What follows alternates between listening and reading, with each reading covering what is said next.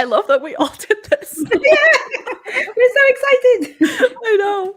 It was like perfectly timed as well between Shannon and me. That was funny. Hi everyone. Welcome to my anniversary. 1 year ago today, I posted my first YouTube video, and I thought that is a reason to celebrate. So I have Shannon and Emma. I never know how to point to any of this because I feel like I messed up on the side ones because I'm like mirrored to myself, so I'm guessing I should point this way to point to Shannon on the actual stream, and then down is like easy. That's so the same. But yeah, anyway, if you're new to my channel, which could happen, my name is Hananya. I post videos 2 times a week. I'm also 1/3 of the podcast that I have with 2 lovely friends, and you can follow us around all over the internet. I have, I think, links down for Emma as well. I think, Shannon, did you ever send me your link tree? Because I don't think I linked it down below, but I will be sure to link it once you send it to me. But yeah, do you guys want to do introductions? Where do you want to go first? You go first. Okay, thanks, Rob. We're all so polite. Well, it goes like clockwise that way. Actually, I'm the same way, Emma. I like to do the clockwise too. Yeah, it makes sense. It just makes sense, yeah. So, hello everybody. My name is Shannon. I write under the pen name of ST Houston. I have a YouTube channel under the name of ST Houston, author of the Clash of Goddesses series, which is YA fantasy, but currently writing a fantasy romance, which should come out later this year. And I am I make content on my channel. I have videos about self-publishing and my writing, and I also do tons of writing sprints throughout the week. And then I also am 1/3 of the Self-Publishing Tips and Tricks podcast with Ben Pick from Running to Write and Morgan Lee, where we interview authors about self-publishing and their marketing and finding what works for them and what doesn't work for them. And we've also brought new people in on our last season who are just industry experts who give us clues into like copy editing and things like that. I'm also 1/2 of the Authortube Writing Conference with Margaret Bernard. This is a free writing conference located here on YouTube. It's essentially one huge collab between major big channels and writing and publishing and medium-sized channels and smaller channels all coming together in one weekend to impart great information. That is happening June 23rd through the 25th, so look out for that. You can go to authortubewritingconference.com and find out more information. So exciting. You have like such a long list of things. I know. I'm so impressed every single time. You did all that and like didn't mess up once. I would have got it confused. I would have been like, and there's more. I don't remember. Yeah, I probably would have forgotten about 3 things. But then again, like, but you probably end up saying it like 3 or 4 times a day sometimes. That's true. Yeah. Okay. I am Emma Bennett. I'm a UK-based writer. I write contemporary romance and the occasional children's picture book. I've had my YouTube channel for just a little bit longer than you, Hananya. When was my anniversary? Was like I think it was the 23rd of March, something like that. So yeah, I'm still messing up basically, but maybe one day I'll grow out of it. Who knows? But yeah, subscribe to me if you're not already. Yeah, I'm the most human of humans, apparently. Yeah. I hit my 2-year anniversary June 1st, so a little less than a month. Look at that. That was actually one of the questions I had. So. Oh, I shouldn't have said that. Sorry. That's okay. It's fine. Let's say hi. I mean, I said hi to chat. Hello, Hananya. Because Shannon said hi. Colleen is here. Hi, Colleen. So it's very nice. She is my critique partner. So, and then Emma obviously said, "Watcha." Yeah. So, yay. I actually did have that question. So there you go. We've already kind of answered that though. Yeah, that's a quick one to answer. Yeah, right. Because it's my 1-year anniversary. Emma's been for a little over a year, and then Shannon's almost 2 years. That's so cool. Yeah. Doesn't feel like it. No. No. Feels longer or less? No, it feels like a lot less. Less? Yeah. Then I realized, oh wait, I've done quite a bit. Yeah, a bit. I think that's an understatement. But that's cool. For you, Emma, does it feel like it's been longer or shorter than you think?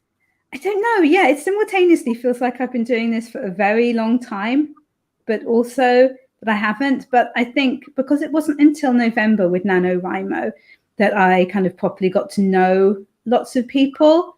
and got involved in kind of the writing sprints and the community around that and stuff. So I guess it does feel less from that point of view. Okay. I feel for me, it's like kind of both, because it's like, wow, it's already been a year, where it feels like it just gone by so quickly.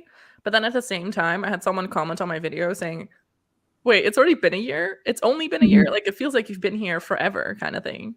I don't know. I feel like that's a compliment, because it's more or less kind of like, oh, it feels like you've been here and you've been part of this for so long. You just kind of belong. Yeah. That's how I took it. So thought it was a really nice comment. Yeah. So, yeah. I do have some fun things that I prepared. I basically have some things that I want to do, if you guys are okay with me sharing your channels. Yeah. I'm going to wait for Emma to also approve, because I don't want to just randomly show up and be like, I'm going to share your channel. And then you'll be like, please don't. You okay with that, Emma? For me to pop up your channel as well? Sorry, really, really sorry. One of my kids was just like asking me something. I figured. Sorry. That's okay. Sorry. Sorry, can you repeat the question? And I'm properly listening now. It's all right. Are you okay with me popping out your channel on screen? Oh, yeah. Yeah. Okay, cool. Just want to make sure. Don't want to pop on someone's channel that's not okay with that, you know? Okay, I'm going to try and grab the right screen. So it's this one. We're starting with Shannon's. But I basically wanted to do what is the latest video and what was the first video, just to kind of see how like we might have improved, or like be different now. My first video is not up there anymore, though. That's what I figured, because I looked and I was like, I don't think this is her first video.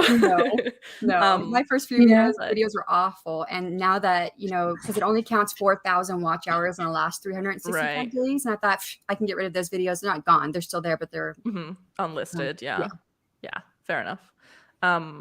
But, you know, like your latest are a timer. I think, you know. Well, if you go by video like content, it would be the story origin one. Yeah. I think it's cool though to see, because like also how your thumbnails have been like different. Because like here you used to be in the thumbnails, and now like more so you're not necessarily. Let me see. So like most of these like recent ones. Well, I think you normally are if it's like an actual video as opposed to a timer. Yeah, so the story origin video, I would have put myself in it, but I forgot to do a still of me. And I couldn't find any of the film that, because if you watch that video, it is a funny video, but my recording OBS messed up, and I didn't know it messed up until I already got undressed and everything, because I wear a bathrobe eating ice cream and a wig in that video. That's so funny. It's brilliant. It's absolutely comedy genius. It's really funny. I'm glad it came out funny, because in my head it was funny, but just because I try to do funny doesn't mean it comes out funny all the time. I mean, based on the views it's gotten, it's good, you know? Yeah. Well, I shared it with Evan Gao, who's the creator of Story Origin, and I guess he put it in the Facebook group. And so I had lots of people watching it from there. But but so I was already undressed, already took the wig off. I wasn't going to eat ice cream again. I said, forget it. It is what it is. And because I didn't remember to take a picture of me with everything on, or my, you know, then the film was not that good. The clarity is not there like it normally is. I was like, forget it. I'm not using a picture of me. I mean, fair. I think it's still a good thumbnail though. Yeah. And then the SPTT, that's the podcast. There's never me, right? That's three of us who are on the podcast with other authors. And then the Chat GPT one, I actually modeled that after the most viewed Chat GPT video at the time. Fair enough. So you do actual research on your thumbnails? Yeah. That's so good. I'm always just like, I'll do whatever. I post everything. If you look at the thumbnails where I am in them, you'll see like, well, even like this one, you see how I've got the blue, the green, the yellow. Yeah. Okay. I usually have that on all of them. That has to do with my self-publishing. Okay. So then down there where you see it says where it's writer, author, and YouTube goals. This one is more not strictly self-publishing. It's writing. It's everything's just my goals as a writer for the year. So I'll use that color scheme. But the income report is always kind of similar, which I like, because then it really stands out. It's like a series, which I enjoy. Yeah. Yeah. Anyway. So I do have a method to the madness on this. Also, if you have not subscribed to Shannon, please do so, because she is getting so close to 1,000 subscribers, and I just want her to get it. It's so close. 9:22 this morning. I must have lost another one. No. Oh no. That is always so sad. I've been at 9:21 for 2 days, and that's not normal. Usually I'm gaining at least 1 or 2 every day, and I've been there for. Well, oh wait, if you're watching this, 9:23. You have not subscribed, please go subscribe. I appreciate that. But yeah, I mean, you can pop in your link. I think you have a wrench. Yeah, you should be okay. So, yeah. Then Emma, your channel. My channel. My first video is actually up. Is it there. still on? Yeah, it is. This one? But that wasn't the original thumbnail because I didn't know how to do thumbnails. So that thumbnail I actually put on when I'd been on YouTube for like not long, but a little while. Like you can see, it's kind of quite similar to the one that's above it. Yeah. And to some of the ones above that as well. So you changed your thumbnail strategy at some point. Yeah. So and I don't even know if it had a thumbnail actually, but like once I kind of learned about that, I was like, oh, that should have a thumbnail. So I made one and added it on. You live and you learn, right? Exactly. And then if we look at your recent one, it's this one. Yeah. So do you have a certain strategy as no. Shannon does. You're more like me, just kind of whatever. No, I'm trying to learn from SD because she is amazing and does all of this research and then very kindly passes it on. Oh, that's nice. So that I don't need to. Yeah, I'm not very good at videos. I got Shannon tell me everything. Yeah. Anything that works, it's like, oh, Shannon told me to do that. So no, it's just like what I think happened, like goes at the time. There is no strategy, I'm afraid. Sorry. That's fine. I mean, I don't really have a strategy either. I kind of try and make them similar, but yeah. So again, if you're watching this and you've not followed Emma, please go subscribe because she's also inching closer and closer to that 1,000 subscriber mark, and we all want her to get it. So I'd love to do it by my birthday in the middle of August. That would be really, really good. That would be really good. I was gonna say, Emma, you also have a wrench, but I'm guessing you don't have the chat open, do you? No, I can grab it. I did. Well, no, I can. I didn't. I was trying to like focus. I'm not very good at multitasking. It's okay. If you want Shannon to do it, I'm sure Shannon's already on it. I'm already on it. Oh yeah, Shannon will just be like, she's got about 5 screens. She'll be like, I have it. 4 other chats. She's replying to everything, and I'm literally like, "Oh, people are here. I haven't people even looked here, at it yeah. yet." Eva is here. I will come say hi Genevieve. to everyone in a second. Yeah, Eva's here, and then my complicated life and Laya. Oh, the Laya went to go grab some lunch, and we'll be back. Nice. Thanks for joining, everyone. But yeah, I just think it's funny. And then we have my channel, which is this. You know, very lovely. I want to see your first one. Where's your first one? Take us down. It's my Authortube newbie tag. And was that your actual first one? Yes. Awesome. Yeah. I did have originally like a different thumbnail, but I saw that like the text wasn't great. Like it wasn't very, readable. So I changed it to like a bigger font. But now like I've changed kind of my thumbnails a little bit more. So like I did basically bold letters on all of them. And then I started doing kind of the outline and just like some different text and like the outline and stuff. And then I started doing more like the 4 pictures in the vlog thing. Oh yeah, I do see a lot of vlogs because I see a lot of this. Yeah. So I figured, okay, well maybe I should do that. So I did do that for like some of the most recent vlogs and stuff. So that's kind of my thumbnails and stuff. I basically just take a screenshot of whatever is in my video. Yeah. And sometimes I'll pose if it's like a topic video. I'll be like,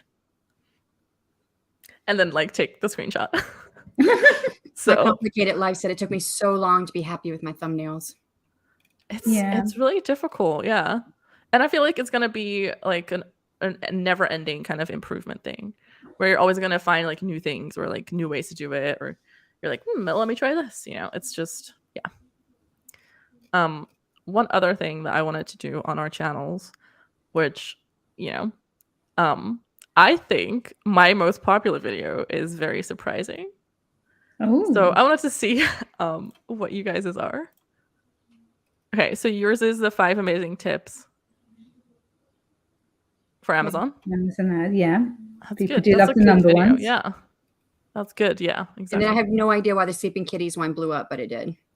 I was like, it's what? cute. That's why. It used to be the 5 tips and the Shrinking Hippocampus, which was great because those are both content loaded with awesome information. Right. Mhm. And now it's a timer. You're not happy about that? No, it's a timer.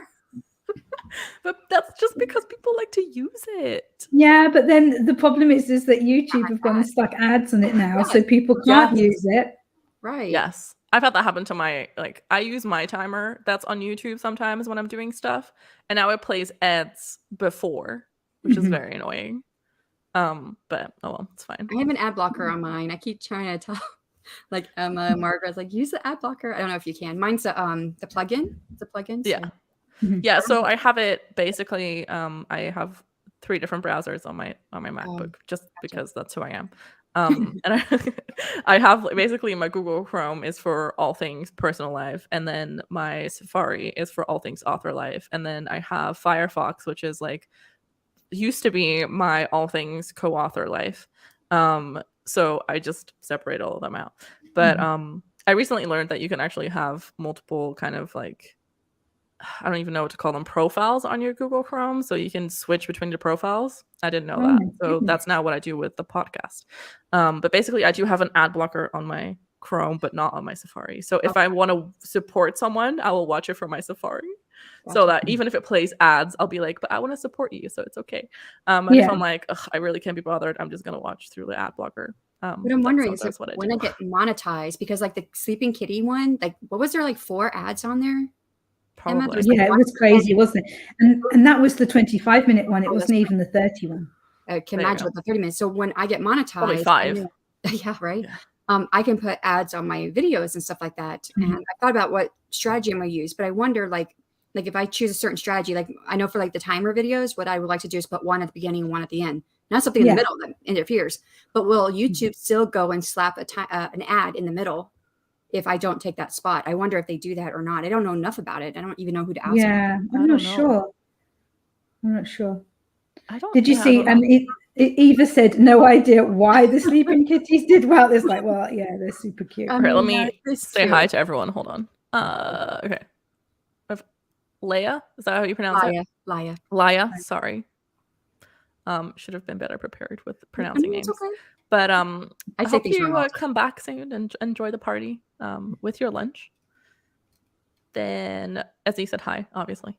So this is SD's channel. You can find it in the chat or type in the URL, I guess, if you want to be fancy. We have My Complicated Life. Hello. Thank you for the congratulations. I'm very happy. I couldn't see the tiny thumbnail. Is that starts with a G? Her name starts with a G? Yeah, it's Genevieve. Yeah. Genevieve. So she renamed her channel. I did not know that. It's been like that for a while, and now she's got a new Authortube channel as well. Oh wow. Okay. I didn't know that. Maybe I've been so that one's like vlogs, and there is some kind of writey stuff on there. But it's all kinds of stuff, and now she's got a new one that is just like an Authortube one. Oh, okay. Gotcha. I'm gonna try and change the thingy so that it's blocking less of Emma. There we go. That's okay. You can block me. I'm happy. No, I'm not happy with that. So it's like full screen, so I don't like that, but you know. You're on screen like 5 times, 6 times. Count like all of the little things. Just Eva, hello, and thank you for the happy anniversary thumbnail. That's a What'd different. you say? That's a different thumbnail than what she had before. The profile picture, you mean? Yeah, whatever you call that. I do like too little of these to know. So I'm trying to like stay on whenever you guys stream, but sometimes I just can't make it. Yeah, what you can. Shannon saying hi to everyone, and then this is Emma's channel, so go follow it. She said hi to you, Emma. Yeah. I did wave when it came up. I did a little wave to Genevieve. Oh, okay. Nice. Genevieve was very, very kind to me on my first ever stream. She rescued me along with Margaret. They worked together. Oh, that's so nice. It was. So it took me so long to be happy with my thumbnails. Yes. She's finally 99% happy. So that's good. That's very good. No idea why sleeping kitties did well. Because they're cute. That's why. I just didn't expect it because it's a timer video. It says timer right there on the thumbnail in the description. But if people like enjoy using that timer and they just play it over and over and over again. Yeah. That's what happens, I guess, you know. You could probably see if it's like returning viewers or new viewers. Yeah, no, it was new viewers and it wasn't very long watch time. So I got a lot of those views over one night after putting it up. Oh. So I think people saw the thumbnail, didn't pay attention to the name or the words on the thumbnail. Yeah, they're probably just, oh, kitty, and then clicked it. And they're like, oh, this is going on for a long time. Okay, well, I'm not going to watch all of this. Yeah, okay, fair. Yeah, okay. So Genevieve, was it? Yeah. She said, yeah, I transitioned this one to lifestyle vlogs. Now my Authortube channel is 2 names. One Dream, because I'm writing under my name, and a pen name. Cool. Ooh, okay. Nice. Yeah. So, anyway. Emma, what is your popular video, you think? I think it's like the only one that doesn't have my face on the, or one of the only ones that doesn't have my face on the thumbnail, which is really funny. I think it's the one, it's quite a recent one. Yeah. My editor didn't like my manuscript. Oh. Yeah. It's interesting. I think it's just it very wasn't actually clickbaity. That it would literally was what happened. Yeah. But I think it is like something that people would be interested in, you know, because they're like, ooh, so interesting. Clickbait means you're, you know, have a title or whatever that gets people to click. So it is clickbait. Yeah. We just but it's not a false. Yeah, it's not a negative. It's not like, you know. And then you've got my submission was rejected is the next one, and then I've been keeping a secret. The secret to X. Yeah, so it's all the ones that I guess encourage. It's just very good titling and very good thumbnailing.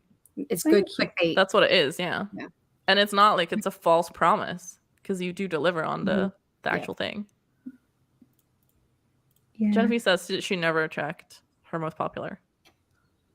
Well, I did because I wanted to know because it's been a year.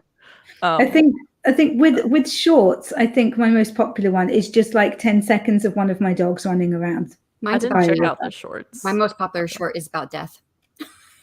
Oh no, that's the second. Okay, so the first popular one is just like 12 seconds of me in a library, like finding my book in the library. I feel like you do so well on shorts. I don't feel that I do. Yeah, look at it though. Yeah, but some of them only I don't know. But yeah, then so the second most popular one is my dog Hector. Okay, there it is. Death. Yeah, death. First time death. Okay. That's scary. Yeah. But it's also a murder.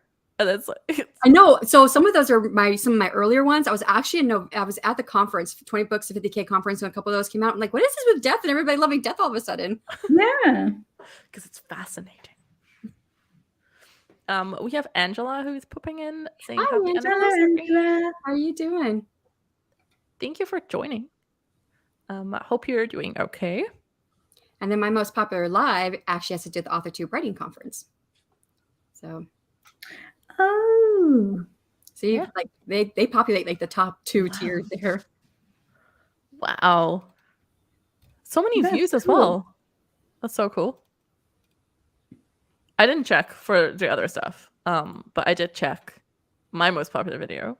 Which do you want to I don't think you probably have watched all of my videos, Emma, but you've watched quite a few because you comment on all of them. I probably watched nearly all of them. I'm trying to Do you have a guess of which one is going to be my most popular one? People do like it. Well, no, they don't like it. Comment it.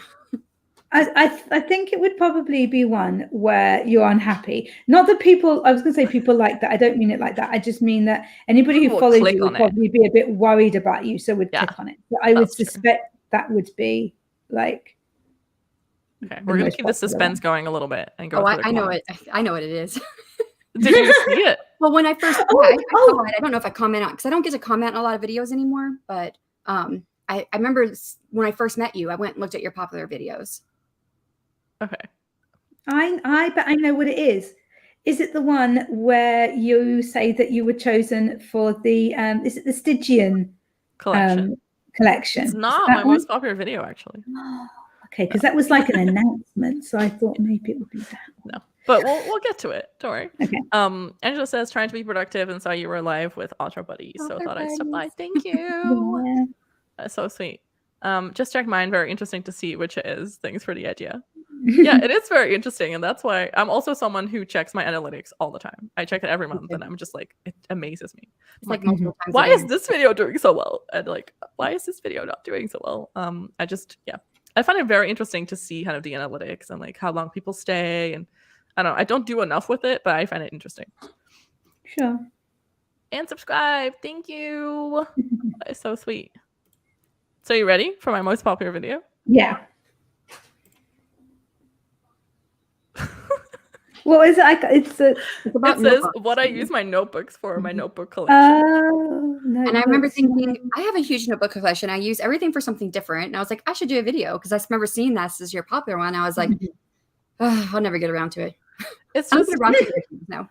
I feel like it's so strange because it was in kind of at the time where I was like, I don't know what to film. And I was like, oh, I guess I could film like my notebook collection because I have so many. And I did mention it in like one of my vlogs or something. And I was like, oh, I guess I'll give people that video. I never thought it was going to do so well. Right? I'm so amazed. It was a good video that I remember watching it and being like, okay, I need more notebooks, and I need to have one that does this and one that does this and one that does this. Sorry if you can hear my dogs like tick-tapping on the floorboards. It's okay. Just come to be with me. I just thought it was very amazing. And then also Bye Bye Friends, which was my holiday wrap-up, kind of like, oh yeah, I'm coming home and it's just like we're cleaning up. And it was just like a very short vlog. But I think the thumbnail probably got a lot of people to be like, what?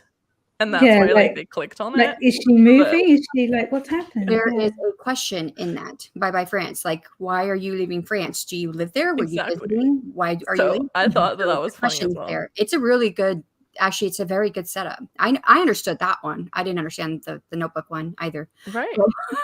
No, me neither. I was like, why are people clicking on this? But I think this is my only video that shows up in Google search.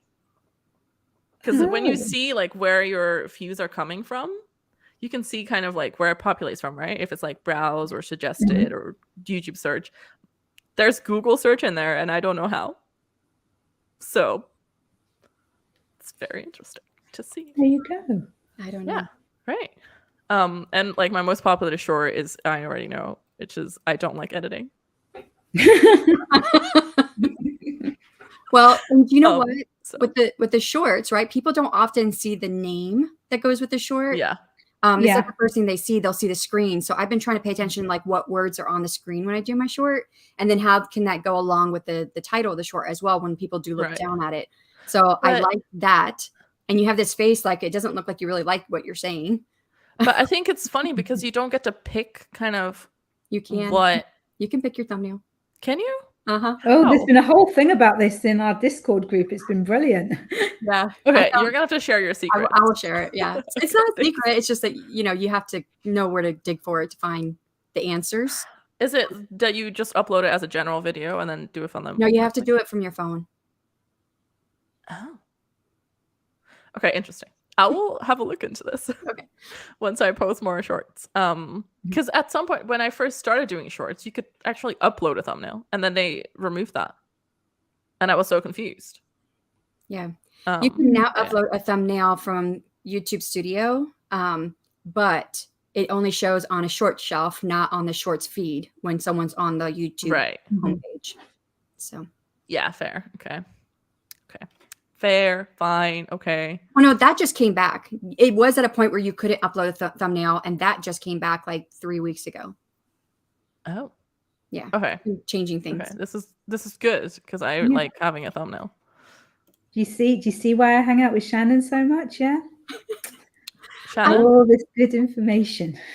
I think you were subscribed to me too, Guinevere. But I think it's sometimes YouTube removing the subscribe because it's so weird. If I remember right, she did a book review of one of my books a while ago, and actually she did it to like these visuals that were really pretty. I really loved it. Oh, nice. Okay. Oh, Martin, watcha. Not everyone can steal my super cool phrases. I'm gonna copyright them. Hello. Everybody's coming and going, watcher now. My phrase, Martin. There we go. Bloody Martin. Well, still hello. Well, Bloody Martin came from Richard. So if you say that, you're taking it from Richard. Yeah, I know, but it just seems to go, doesn't it? I always say Bloody Martini because I say it in my head, not on the screen. That's what I always say. When I see Bloody Martin, I see Bloody Martini. And I always think I picture Martini. That is so funny. Awesome. Okay, so I also wanted to ask some questions because I did get some questions on my Instagram. Because I did ask if people had questions. So I have a couple. I have 2 from Colleen and 2 from Joey. So if you didn't submit your questions on my Instagram or anywhere else on my socials, feel free to leave them in the chat and we'll go through them. But basically, I have some questions. So Colleen asked, what made you decide to start a YouTube channel? Is that for all of us? Yeah. I was doing it to set up my author platform, not realizing that the content I made was for writers and not readers. Fair. Are you now trying to like do a little bit more towards readers?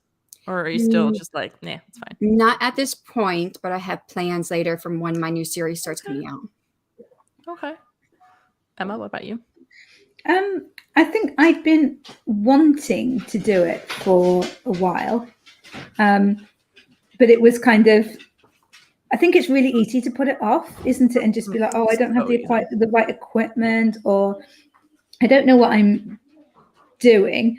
But I remember I was finding all this stuff. I discovered Authortube and I was finding all this stuff. And I thought, oh my goodness, like I wish that I'd had this information available to me. Like 10 years ago when I first self-published a book, I just wish that that Shannon had been on YouTube, that Bethany Artazada had been on YouTube, like all these amazing people. And I think that I actually have something to say that could help new writers. So, I mean, I don't know, maybe I do, maybe I don't, but it's fun doing it anyway. I think you do. Yeah, I think that I just found it fun and creative as part of like filling up the creative well when I need to get away from writing a little bit. Yeah. I started initially just because I wanted to. And I was like, I want to start this. And like Shannon said, also, it's a good kind of way to build your platform, even if it's not necessarily towards readers. But in general, I think with me doing my vlogs, it can go both ways. Like readers can go watch it if they're like curious how like someone does that. And authors can watch it because it's like, I'm doing the things. But yeah, I don't know. I just kind of started because I wanted to, and I'd been kind of watching Authortube for so long, and then we had the whole thing where everyone was staying home all day long, and I was like, maybe I should do this. And then I put it off, like Emma said, because it's so easy to put everything off, right? So then I ended up doing it at some point, and I was like, you know what? I'm just gonna do it.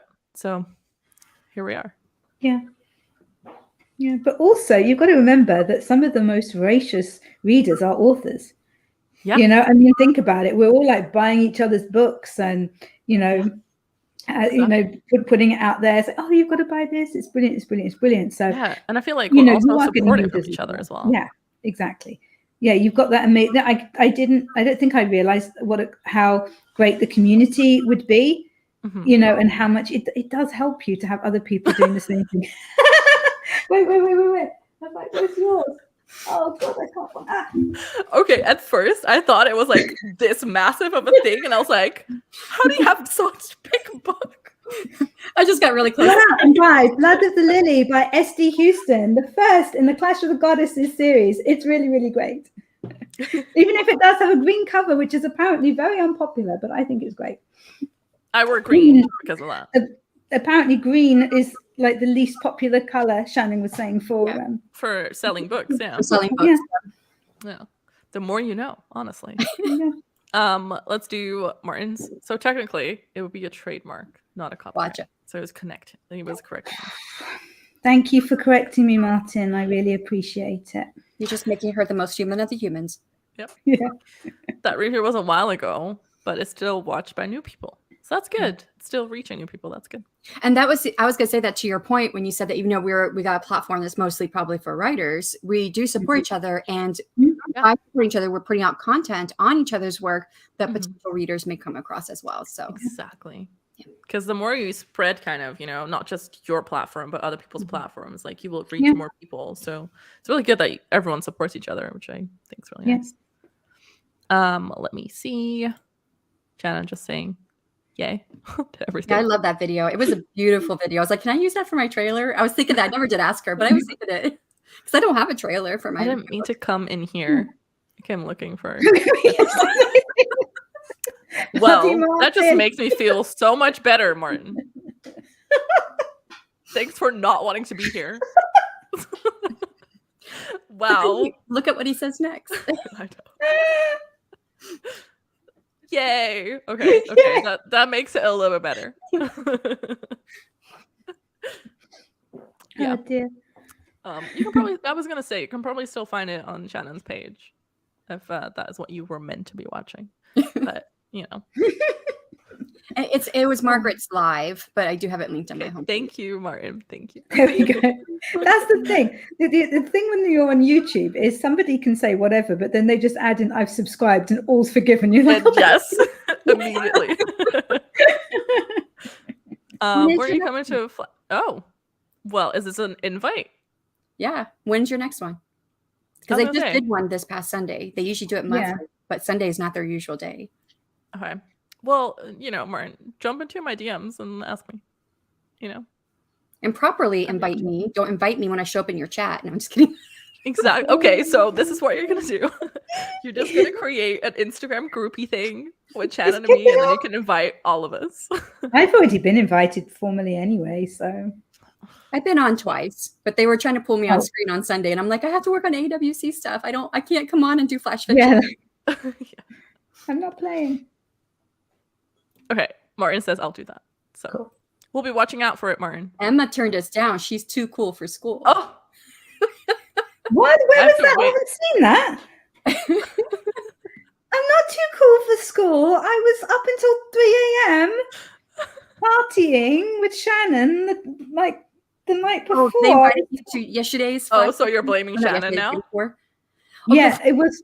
We did the 12-hour write-a-thon on Saturday, and Sunday we did their flash aha. Yeah. So. Okay. Yeah, and Richard invited me, and I was like, no, just no. Next time. We didn't expect you to stay up that long. Neither did I, in fairness. But then, so it was like, what was it? It was like 2:05 or something when we finished. But then by the time I'd chatted to my husband a bit and faffed around in the kitchen and actually get changed and Yeah, it was 3 o'clock in the morning. Such a party animal. Yeah. Look at me. Go, girl. Saturday night. Oh, yeah. Let me see. We also have Joey, who asked, what drew you to your chosen genre? Ooh. So what is the current genre you're writing? And what drew you to that? Ooh. Who's going to answer that first? I was going to give it to you guys. What, give it to me? Sure.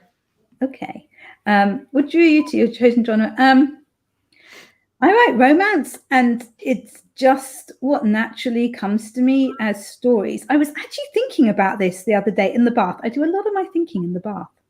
And it's weird. And I realized that I've always kind of come up with romantic meet cutes and stuff. And I guess before I met my husband, it was for me, imagine if this happened, if I blah, blah, blah, and then I blah, blah, blah. And then I got married and I didn't need them for me. So I'm guessing that I then did them for other people. Mm-hmm. I think. But yeah, they're just the stories that happened to come to me. It wasn't a conscious decision, what genre shall I write going through them. This is just kind of what naturally fits me. There we go. Genevieve jumped to her other YouTube channel. I was going to say, I was like, wow, we get to see both of her YouTube channels. It's going to pop that on real quick. For writing romance. Hey, writing romance. That's what I meant to do. There you go. Shannon, do you want to do clockwise? So then I'm next. It doesn't matter. Go ahead. What drew you to my chosen genre? So I feel like my current genre is probably not the genre I'm gonna stay in. Oh. Just because right now the current book I'm working on the most is more or less a historical fiction. And this was the only kind of idea I had for historical fiction, but it's like such a marinated idea that I wanted to get it out. But kind of like Emma, I like writing romance, so that is like kind of what I'm drawn to. All of my stories have a romance plot. Like there's just no way around that. And it's kind of like you said, it's kind of like, ooh, what if this could happen? Because I'm very much so a single lady. So it's almost like kind of like, ooh, it's just, it's satisfying to have that like romance, even if you don't have it in your own life, So that's what I do. That also answers the next question Joey put, because it also says, do you have a favorite genre? Which for me would also be romance. So I don't know if it differs for you, Emma, if you have a different genre that's your favorite. Actually, possibly when I write picture books, possibly when I'm actually writing those, that's my favorite, because I do really enjoy doing those. Okay. But that obviously, like a 1,000-word book, although each word has to be perfect, it doesn't take as long as a 50,000-60,000 word book. So I don't spend as long writing those, and that's not what I'm focused on. But possibly I do enjoy writing those more. A little bit more. When I'm actually doing it. Yeah. So, Essie? So my umbrella genre is fantasy. I've always loved writing fantasy. And I remember like my brothers, they're a year and 2 years younger than me, and they used to always ask for stories. And I remember this like at 5 or 6 years old, and I could read. I could read at 3, so I was reading stories like The Three Little Bears and Excuse me, hold on. Yeah, I was super read at 3. I don't know what happened as I got older. I taught myself to tie shoelaces at 3. I saw a pair of shoes in the nursery. I went to daycare and I saw a pair of shoes, untied it and tied it back again. I reverse engineered the tying. And I remember doing this. I remember being 3 years old, looking at that shoe, thinking I'm going to teach myself. And I taught myself. I was walking when I was 9 months old. So I was eating table food at 5 months. I refused a bottle at 6 months. So I was like super smart. And then at some point it just stopped. I didn't grow anymore. It didn't. I was going to say it didn't stop, honestly. You are super smart. But what? My brother below me, a year below me, was in classes higher than me. He was really, really gifted. But he also can't take authority. So he didn't do really well in school. And he dropped out when he was like 14, 15 and went and got his GED. And still can't find a current job because he always knows better than the boss. So, but he was super smart. He was testing at 12th grade level when he was like in 4th grade. So when I compare myself to him, I'm like, I'm not that smart as him. So. Well, if you compare yourself to like standard, you are like the median. Yeah.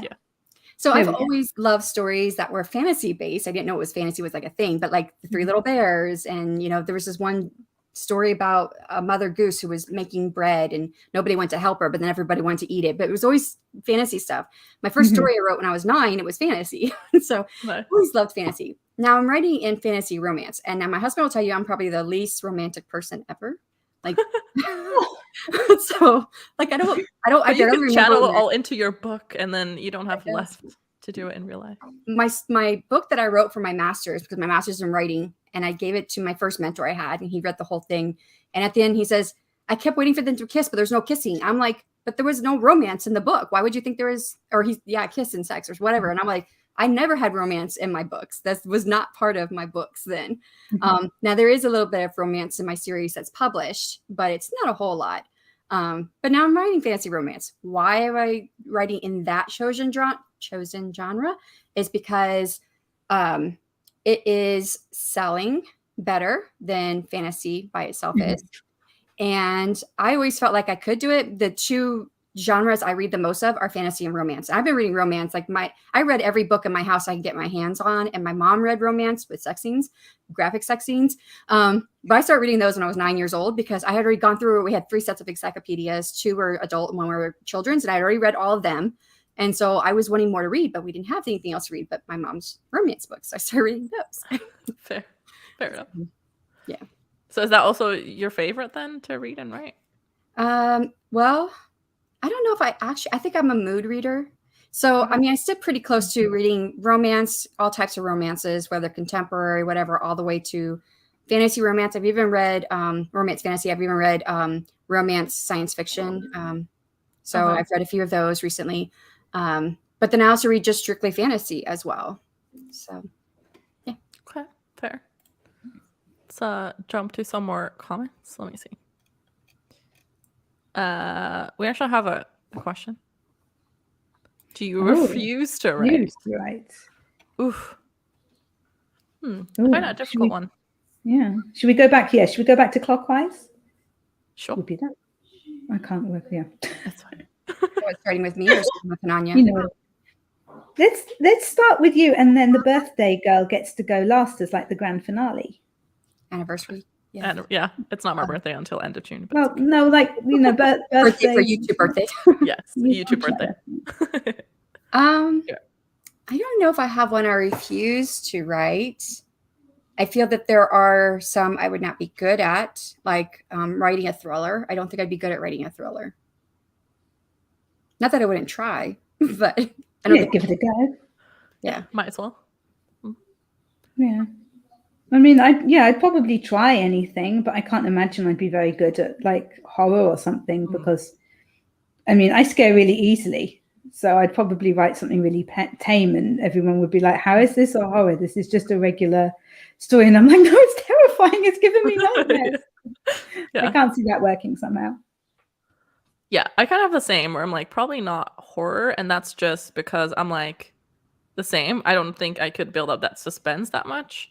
I think that's more of the thriller than the horror, but I don't know. Yeah, but it's also like the jump scares, I would say, would be like, I don't know how you would do that written wise. Like I basically went to more or less film school. So for me, I don't see that in my head. And I see all of my stories kind of like as a movie in my head. And that's what I write down. But for horror, I don't think I could do that just because I don't know. When people not that I wouldn't try because I'm always willing to try anything. When people have talked about horror here on YouTube, because there's been quite a few people have been talking about recently, I'm like, well, that's what I did. I did that in my third book. I am like, I guess I could do horror. It's the thriller part that I can't do, which is building up that suspense, I think is what I got from those discussions. Okay. Okay. I'm still a little bit confused on that line between horror and thriller. Yeah. Because like horror has to be like haunting, I guess, in a way, where it's like it haunts you to read on. Is that what that is? I don't know. Yeah, horror I'd say is like properly scary, whereas thriller is exciting. I probably struggle with the thriller as well. Also a mystery, I think I'd mess up. Well, thriller and horror are often used for the same thing on some platforms where you publish your books. Probably. Yeah. They put them in the same category. They put them as like one category, thriller or horror. Okay. Let me get to some more comments. One day I'm gonna give it a go and write a romance. Publish on her pen name. Okay, so yes, please do. Emma asked if she can beta read. That name, I don't think he's being serious. No. I know he's probably not serious, but it would be funny. Yeah. Hey, Nikki. Hello. Welcome. Thank you for joining the stream. Emma saying hi. Nicole saying hi back. Okay, so Martin has a question. Why have you gotten out of YouTube that you did not expect? I would say community. Where in a way I did expect it, but I also didn't expect it to kind of feel like this. Like I have people that comment on every single video and I never expected that would happen. Like Emma, for example, comments on all of my videos. But I also have Joey that posted a question earlier, like, you know, always commenting on my videos. And I think that is so nice to kind of see the same people and kind of build that community, even in the comments where you just like respond to each other and stuff like that. And yeah, I just think that's really great. And I mean, you know, I was hoping for it, but I didn't expect it to happen in this way, I guess. I feel like I've met so many people through the year that I've been on Authortube, and it's just been crazy and like fun. Good crazy, you know. So, Shannon? Oh. Room clockwise? Yeah, I'd have to say it was community too, because I like knew of Authortube because people had talked about it, but I was watching big channels. So when I came onto YouTube, I was like, well, I don't know what Authortube is. It's like a secret society once you hit like such a big subscriber number. So I thought of it as like you identified as part of this club, but it wasn't like anything I saw people. I didn't realize the live writing sprints, those kind of things. I didn't know those things happened when I first was on YouTube. And it wasn't until I started getting part of the community and people were like, well, you should come to this. I'm like, what is that? I'm like, oh, this is where people are communicating. What I have to say is, though, I do have a year up on both of you guys. is that I'm at the point now that I know enough people, or too many people, that I cannot keep up on watching everybody's content. I do watch a lot now that I just don't have time to comment on, because usually I'm listening on the go, because I'm trying to cram in everybody's video. So I know something of what they're doing in their life. Yeah. So I'm really bad at commenting on videos. Like I barely ever do it. Like I'm really terrible at that. But I'm like the person that will go binge watch a channel. I'm like, okay, well, I haven't watched your channel in a while. I'll just watch all of your most recent, that like from the moment that I stopped watching to like now, and I'll just like binge watch everything. That's how I do it sometimes, but it's difficult to keep up with everything. It is. And I've done the same thing. And you were talking about tiers, like these are the top 10 people I'm going to listen to every single time. And I've had that in the past, but now my top 10 are like the podcast, because I need to continue to grow in my business and know how to do better. So those are my top. And then it's the, you know, a couple people below that I watch everything, and a couple people that I'm able to comment on, because, and that typically includes people that don't put out a lot of content. Right. Because there's some people who put out content like every other day. And I'm like, I can't keep up with that. I can barely keep up with one video a week. So I do watch a lot that I never comment on anymore. Where in the beginning, when I first found out about Authortube community, which I found out about the community in October and I joined in June. So it took that long. Was that 4 months before I found out about the community? And I was like, oh, you're supposed to comment on videos. Oh, this is what you're supposed to be doing. Oh, you're supposed to go to lives. That took a while. And back then like everybody who commented on my videos, I went, because there's new people to me. So I went and go follow them, and I watched all their videos and I commented on everything. And now I don't have the time, or the memory, because a lot of times I'm listening to things on the go, and I come back like, wait, what was that video about? And then I'm watching the video again. I'm like, this is getting too much. I don't have time to watch it to start with. I'm listening on the go because of that, and I can't remember what I was going to say. Yeah. Same. Emma? Sorry. Yeah, definitely the community for me as well. I had no idea that it was there. You know, I knew of Authortube. I'd watched the big Authortubers, but I didn't know that there was this community here. I didn't know, like Shannon said, about the writing sprints and stuff like that. And it's just been so amazing, you know, to have all this support, people checking in on you, you know, interested in what you're doing as well. Just absolutely brilliant. I mean, I didn't have a huge amount of expectations, to be honest. I don't think I really thought that many people would want to watch my videos, but it would be fun to give it a go, you know. But yeah, it's just been absolutely brilliant, and you can't imagine life without it after you've been doing it for a while, because all of, you know, you're just like, okay, well, at 10 o'clock I'm going to be writing, but also like Ananya's got a live, so I'll make sure I put that on, and this person's, and it just becomes such a part of your life, doesn't it? It really does. Yeah. It does. Yeah. I'm always kind of, whenever I'm on my computer, I'm like, oh, I wonder who's live today, right now. And then I'll go watch that stream, even though I'm like, you know, sometimes just leaving in the background and not commenting on it. But I'll always be like, I'm popping in just to hit the like button and, you know, watch it in the background. You know, we get to meet these people. You guys, you're writers. We know what it means to write. Even if our spouse or partners or whoever, family, they know we write, they don't really understand what that means. No matter how much you explain to them, they don't understand that. Exactly. It's the best part, I feel like, of being an author and like having this community, is just being able to be with like-minded people that will understand the struggles that you're going through, but also like everything that comes with it. And I think that is like the best part. So like, I got this dialogue scene to work. Woo! We're like, yes, awesome. So your husband's like, what? Yeah. Or when you're going, oh, this story is a complete disaster, I need to throw it away. They know that you don't mean that. They, you know, they're not going to say, yeah, you need to throw it away. They're going to go, okay, just like step away from it. You know, get yourself a cup of coffee. What is it that's, you know, your struggle? Let's try and work through this together. Yeah. It's going to quickly go through some comments. People saying hey to each other. Martin also went to film school. Yay. I did work in TV at some point. I also worked at a film production company, but stepped away from that. Now I work in tech. Thriller is harder than horror because it's more about the mental and emotional suspense, while horror is more about gore and jump scares. Yes. Yeah. Yes. That's how I separated it. Yeah. Hey, Margaret. Margaret. Thanks for stopping by, and thanks for the congrats.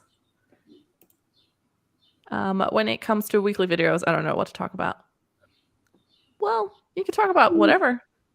Yeah. You know, just whatever's kind of going on, or whatever topics like are just interesting you at the moment. Exactly. Like I never know what I'm going to talk about, but I post videos 2 times a week. Yeah. So, there you go. What about, I mean, I'm working on a load of different ones at the moment. Like I'm going to be teaching a writing class from tomorrow. So I'm doing like a vlog where I'm freaking out about that, which is fun. Exactly. And then I've got like a top 10 that I'm working on as well. And the end of camp video that I need to do. And then one about writing on my phone, because one of my mini camp projects, as it turns out, was writing a book on my phone. You know, it's just as you're working, you just come up with different ideas, don't you? Yes, definitely. Like and also different videos. Yeah. I have like 15 videos filmed. I just don't have time to edit them. Yeah. That's so much. I have to kind of like start bulk filming for the summer when I'm like not at my apartment. So I did plan out those videos a little bit. I basically have topics. I just have to film them. Then you wouldn't. Yeah, those are not spur of the moment ones. You trying to come up with an idea. You have to like plan those ahead. Exactly. So how do you come up with your ideas then? Me? Whatever. I just kind of go with, I could talk about this. Or sometimes it's like more so where it was like, okay, well, how-to videos are I think a good way to be found. I don't necessarily like doing them in a way of like, this is how you should be doing things. I kind of usually approach them like, hey, this is how I approach it. Maybe it will help you. Just because I feel like I don't know everything. You know, you shouldn't be like, oh, my advice is the law and that's how you should do it. Like, that's definitely not how you should approach writing advice ever.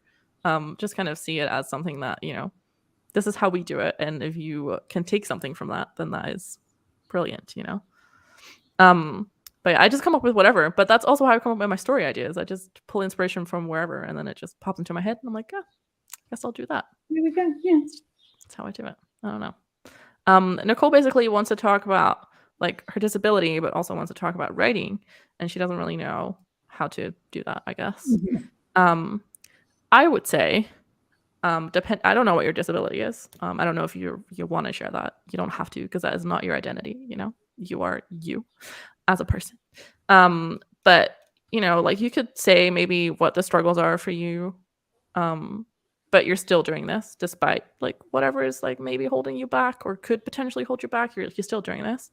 And I think a lot of people, if they have a disability, it's interesting for other people to watch that just because it's like, you know, different. And I don't want to say that in like a bad way, but it is something that like, you know, people will be interested in also to learn like, okay, well, how does that affect you on a daily basis? And how do you get past that? And what do you do to kind of overcome those struggles maybe?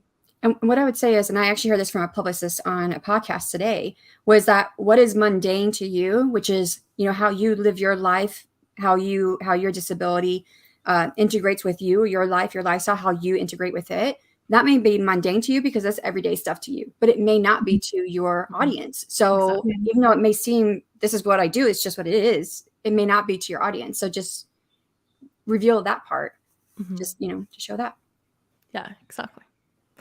Don't show on your phone for a month unless Yeah, pretty much. It's going to be a short video. Yeah, but it's good, you know. It's kind of this is what you shouldn't do. Yeah. Totally written a book on my phone. When I was living with the Amish and had no laptop. She writes Amish romance. Yeah. Okay. Did you have to hide your phone from them? I want to know. Did you hide it in your petticoats? I think what they said was they did, you know, they weren't going to go against like whatever it is that she wants to do because she thought maybe she needs to dress like them. They said, no, you just be you. Fair. Also, hi. Yeah. All the highs. The part why I separated my channel, I didn't know what to talk about with my writing, so I started lifestyle stuff, and then I went live with Emma. Back in, yeah. Yep, that's what will do it to you. Joanne saying hi to everyone. Emma saying hi, all the highs. Thank you. Well, we are surviving. We're doing great. Having a great time. At least I'm having a great time. I can't speak for the other two, but. I think also having an Authortube channel makes you just so accountable for your work, because if you know that you give an update on your work every now and again and that people are waiting to hear, well, you're more likely to sit down, aren't you, and actually like bash out some words. You're not just going to turn up to do your vlog and go, Well, you might, once in a while, you might go, okay, I didn't write anything. This is why. But you're not going to do that all the time. No, exactly. Margaret actually had a good thing on this where she wrote like every day which YouTube stream she went to, which writing stream she went to, how many words she wrote. And she talked about all of that. I think it was in one of her lives. She talked about that when she published Fabled Passages, because all of that was written by going to people's streams. Oh, okay. There you go. I also wanted to comment on this where it's like, what is mundane to me and make it sparkly.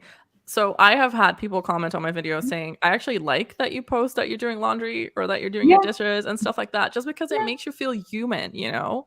And even though that might not be something that you're like, oh, I should film this because it's interesting, but it is part of like life. So I tend to just film whatever. I'm like, well, I am going to do this because that's what I need to do. And that is me being a human. So I do film that, even though it's mundane stuff. People do watch it. So, you know, there you go. People will watch anything. Nicole saying thanks for when we were doing the 12-hour write-a-thon thing, for some of it, I was like cooking supper and stuff, and everybody in the chat's like, "Oh, what are you putting on your pizzas? What are you? Oh, this is so cool." Exactly. Yeah, I was like apologizing for it. I think it's fun though. Not a failure, but an experiment. Yes. Oh no, it wasn't a failure. It definitely wasn't a failure. I did get the book written. It just wasn't fun to write the book. Yeah. Genevieve also said basically realistic ones. You know, it doesn't have to be sparkly. It doesn't have to be sparkly. No. No sparkly needed. I don't care. But I was 19 and no money for a laptop. Okay, so they didn't care. But yeah. I think a tiny laptop, but the battery life was terrible. Okay, well, there you go.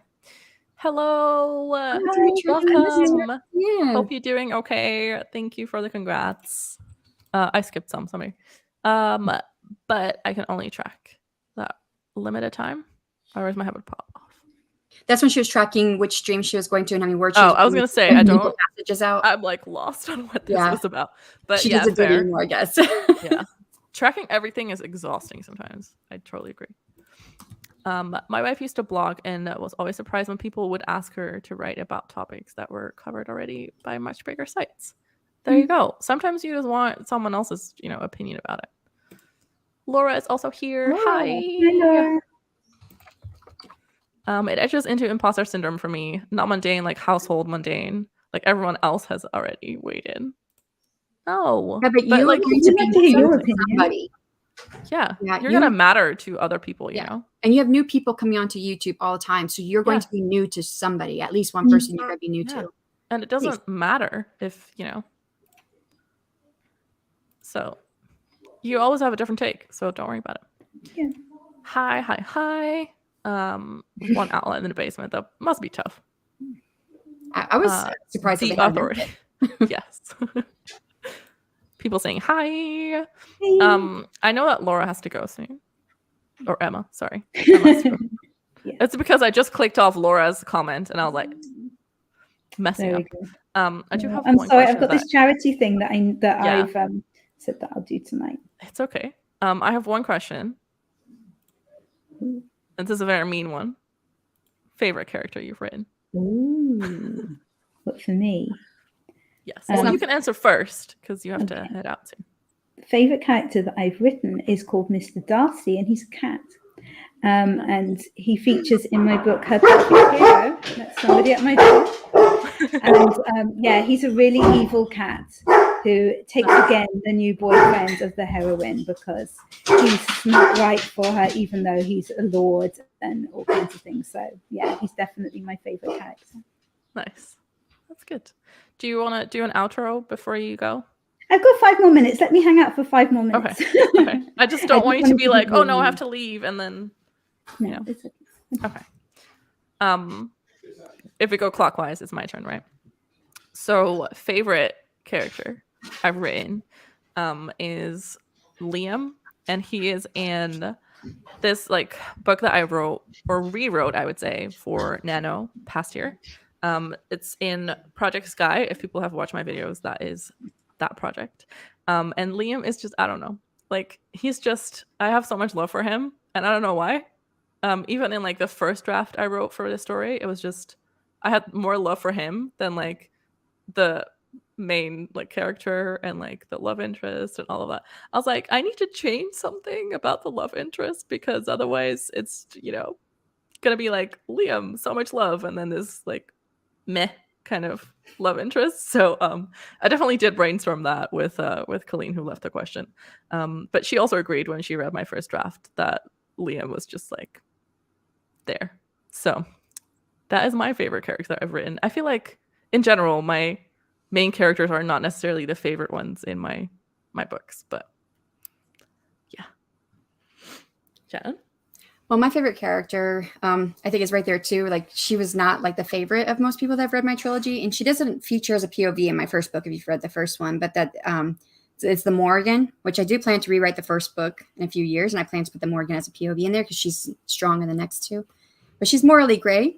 I really think she's interesting, and I like her. And yeah, that was my favorite character I've written. Although I brought a character into my book that I just wrote that will be coming out in another month or so. And I haven't, she's showed up in the book. She's a main character for 2 books from now. And the way she showed up in my book, and I'm a discovery writer, so I had no idea how she was going to show up. And the way she showed up, I'm like, I can't wait to write her. I really like her.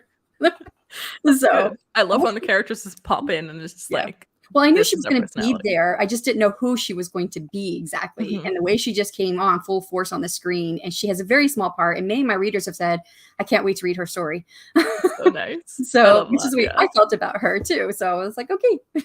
I can't wait for like readers to be like, can you write this person's story?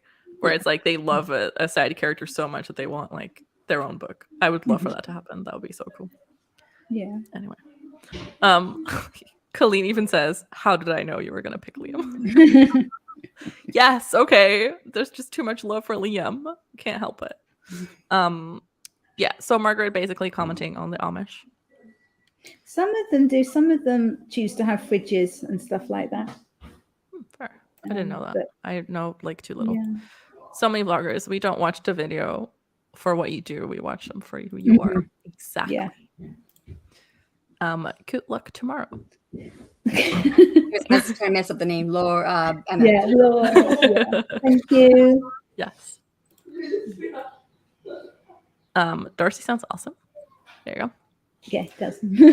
And then Margaret saying Berna just reviewed her book, The Keenie, and said she loved my strong women characters. Oh, that's so nice. That's very nice. Joanna's also answered. So favorite character I've probably written is Lydia from Project Sugar and Spice. That's so nice. Soft but knows when to stand up for herself. Less baking, is stubborn to a fault, sappy at times, etc. That does sound like a fun character, honestly. Like that sounds like a good character. I like that. All right. There you go. That were like some of the initial questions I had. I do have another whole thing. But I don't want to go into that if Emma's like leaving soon. Oh, you can carry on without me. I won't feel left out. It's okay. But I don't want to start that if like, you know. I love Project Sugar and Spice. Yes. Yeah. It is such a good title. I really am looking forward to reading it at some point. It's not the actual title, but I love it. I think it could be. I think it could be. Yeah, definitely. I really like it. Yeah. But she says she has the title picked out already. Oh. But she won't share it because it's part of her marketing plan. Of course. I mean, I'm the same. I'm like, yeah, I'm not sharing my title because I don't want anyone to steal it. I wasn't worried about mine. I figured the more I say it, the more people are going to hear it. Then they'll, when it actually comes out, then they'll be like, oh, that's the book I've been hearing about. Yeah, at least that's true. That's my goal. That's the one. Yeah. That's also a good strategy. I'm just like too scared that people are going to steal it. Because I feel like with me, my book is going to take a really long time before it comes out still. So I don't want to share that title and be like, well, now in the meantime, someone else has published it under that title. So you'd be surprised how many books have the same titles. There's a ton out there like that. I know. Those titles are not copyrighted. Exactly. It's just more so like I don't want to have my readers confused if they're searching for my title and they see a book that's like the same and it's like, oh, we'll buy that one. So Project Grow Bolter. I like that. Yeah. I mean, I have a title for my Project Sky, but I've basically, for the purpose of sharing it on Authortube, I was like, let me find out some project name for this. So I just like did that. But yeah.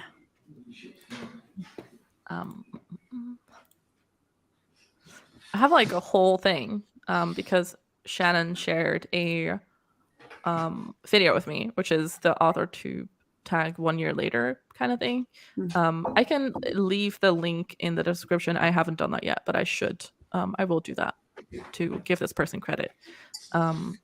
But we can go through those questions if you want, Shannon, because you haven't done that video, have you? No, I did a couple of tag videos in the beginning of my Authortube career, and I really just didn't enjoy them, so I haven't done any more. No, fair. I like tag videos, but yeah, I better head off, I'm afraid. Yes, go ahead. No, okay. No, don't say sorry. Do you want to do an outro? I'm having fun. Yeah, okay. Thank you so much, Hananya, for inviting me to come today. It's been really great fun, and I am very sorry that I have to leave early. Don't say sorry. My name is Emma Bennett. I write contemporary romance and the occasional children's picture book. And if you're not subscribed to my channel, go and check it out because I have a lot of fun there. And yeah, hopefully I will see you very soon. I'll be doing lots of live streams over the next few days. Yes. Hopefully see you soon. Okay. Bye. It's so nice of her to come, honestly. Especially if she has like other commitments. Anyway, Joanne said, plus if the title is Project Sugar and Spice, some people might go into it. No. I do remember her saying this, and I didn't remember now until she said it. But I was like, oh yeah, that's true, because it has the word spice in there. Yeah. But if you cover, like, if you do a cover, which very much like bakery wise. Yeah, if it's like her first one, it's definitely, it looks like a bakery rom-com is what it looks like. Yeah. Currently working on project. Okay. I don't know how you say that, but it's based off of Trafalgar. Okay. Yeah. Isn't it? Because it's like Trafalgar Square. Yes, like... it's based off of the real place. Yeah. Yeah. Well, that's very cool. Shannon has very kindly popped in Emma's channel. So if you haven't subscribed, please go over to our channel and subscribe. And yes, love it. Do you want to go through those questions? Yeah, sure. Okay. You ready? Go for it. What is your biggest strength in writing? I always thought it was description, but I think that has changed to dialogue. Okay. Just because of the responses I've been getting since like a couple books ago. Okay. Yeah. I would say I am good at writing dialogue, kind of like not necessarily good, but it's just what comes naturally to me. So that is what I have for that.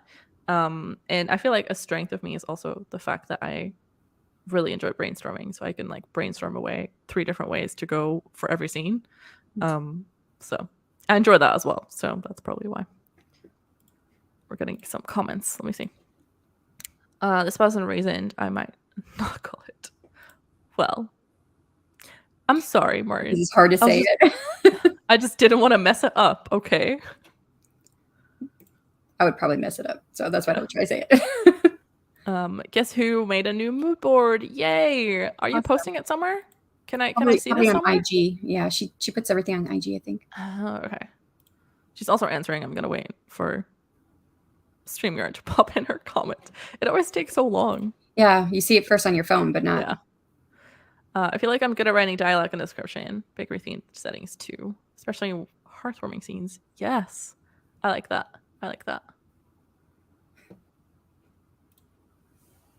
Shameem, you got some cake? Is that what you mean by mood board? I guess you actually mean like actual mood board, right? I think she makes it. She posted it on Twitter. Okay. Oh, okay. What is your handle on Twitter? Just so that I can go look you up.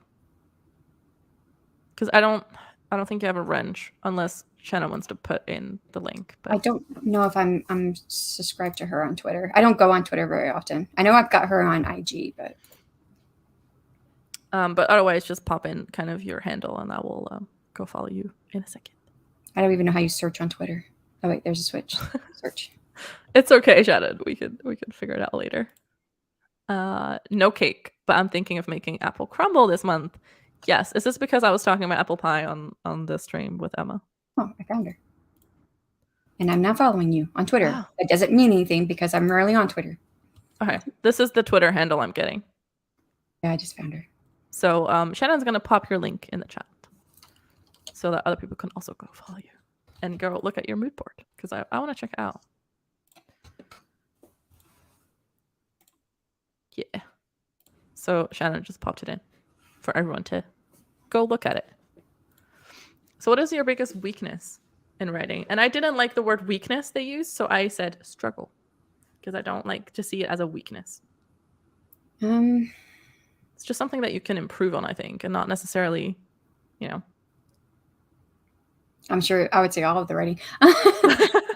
Everything. My dialogue is there. The rest of it, I'm still trying to figure out. So, like, okay, my biggest struggle would be in the actual sentence structures. I tend to like to write longer sentences. Okay.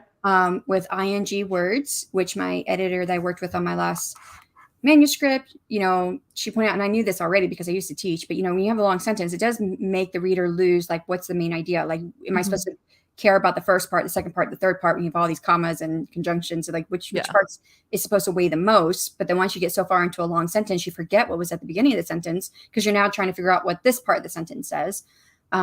So that has been something I've done better with the length of my sentences. But right now I'm revising for the final time before it goes to my editor on Friday. And editors, because Martin is actually one of my editors. Hello, Martin. Yeah. Good for you. Yeah. So, and I'm going through and I'm looking at those longer sentences I have, and I'm breaking them down into, you know, simpler sentence structures. And two, that came from a podcast I was listening to, which I learned this in my master's program, which is the average. And they say the person I was listening to was from the UK, but they said go off of the US standard, which is 7th grade reading level. And the books, like if you look at what the top selling books are, like on Amazon, Barnes and Noble, stuff like that, you look at what they have in common, and it tends to always be the same, that they have a 7th grade reading level. Okay. Interesting. I was like, oh. Because Renegade says it did ding me to say that my reading level was too high. And I think it was high, it was above 7th grade. So okay. That's interesting way to look at it though. Because I would never consider like sentence structure something that was like my struggle, because I've never like looked at that. I've never seen that as like, oh, I need to make sure this happens, or like I do it this way. Never analyzed my story in that way, I guess. And then ing words. So like you say, she went to the door, comma, yelling at the cat. Yeah. Instead of saying yelling, she went to the door, comma, and she yelled at the cat, or comma. Or I don't know, but you know, different, or make it 2 different sentences. But my editor was constantly saying, get rid of the ing, make it an ed, because I write in past tense. So whatever tense you're in, you know, make it ed verb instead of an ing, an adverbial phrase or a verbial phrase, make it into an actual action. Yeah, which makes sense. I feel my struggle is mostly with like, I feel like I've gotten better at it, but I'm like someone that just writes the dialogue and like everything. And maybe like the action if they're like moving or something, but I'm very bad at like describing the setting, I would say. So I'm like not good at saying, oh, they're in a room with this like stuff or like whatever. I don't necessarily do that a lot. I have gotten better at it, and I'm like trying to do like exercises on it.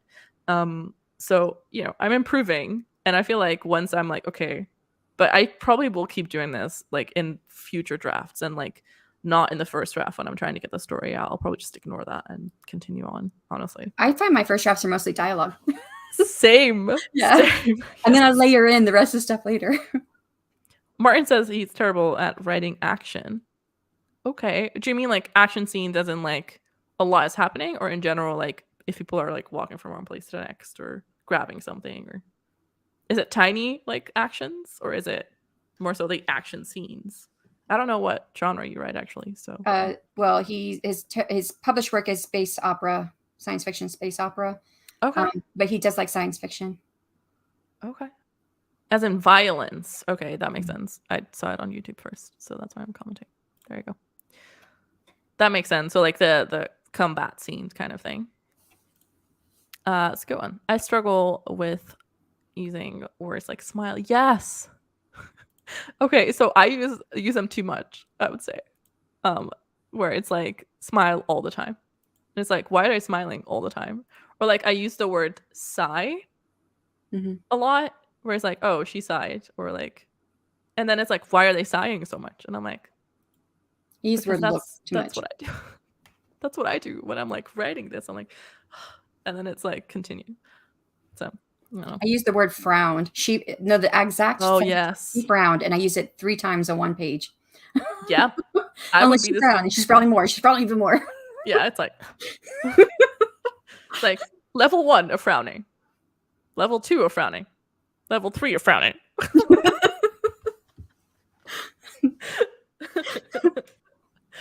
I mean, I can see it, so. I didn't really know how to take this question where it says, what is the most unique way you've started writing a story? I wondered if this was like unique as in the location or like how you came about it, or if this was like this opening scene. I didn't know how to take it.